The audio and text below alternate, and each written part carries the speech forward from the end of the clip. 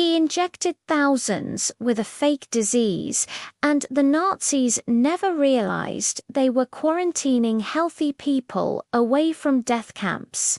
Poland, 1941. The Nazi occupation had turned the country into a nightmare. In the small town of Roswado, a young doctor named Eugenius Lazowski watched as his Jewish neighbors were deported and families were destroyed overnight. He was fighting to save lives with almost nothing. Then, a desperate friend came to him. The Nazis were planning to liquidate his village. Was there any way to stop them? Lazowski knew there was only one thing that terrified the Nazis more than rebellion: disease. The Germans were paranoid about typhus.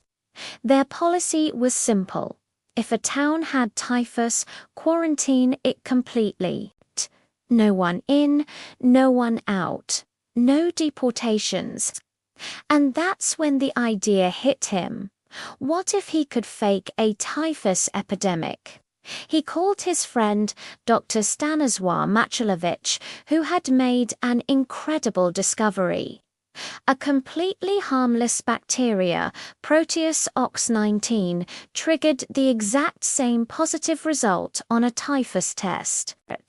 Inject someone with these dead bacteria, and their blood would scream typhus, even though they were perfectly healthy.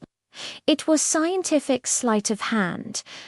But if they were caught, immediate execution. They decided to risk it. Lazowski began small, infecting a few patients in nearby villages. When the Germans tested them, the results came back positive. The Nazis panicked and immediately quarantined the area. No soldiers entered, no deportations. It worked. Word spread quietly. If the doctor visits, you might be safe. Soon Lazowski and Machalowicz were traveling by night, carrying vials of their secret weapon. They infected dozens, then hundreds, then thousands.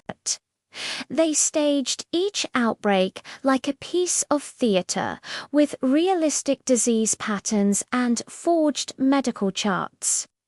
The Nazis, terrified of getting sick, refused to examine the patients themselves.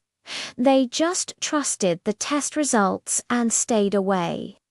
For 3 years, they ran the most extraordinary hoax of World War II, creating phantom epidemics across a dozen villages. The Germans marked these areas on maps as infected zones. Inside those zones, about 8,000 Jews and Poles lived out the war safely, while neighboring towns were emptied and destroyed. The invisible disease was their shield. When the war ended, Lazowski kept his secret for decades, even after immigrating to the US. It wasn't until the 1970s that researchers, hearing stories of the doctor who made the fake disease, tracked him down. He had saved 8,000 people with nothing but intelligence and courage. He didn't fight the Nazis with weapons. He fought them with their own fear. He turned their paranoia into a wall of protection. And the Nazis, the masters of death, never realized they were protecting the very people they wanted to destroy.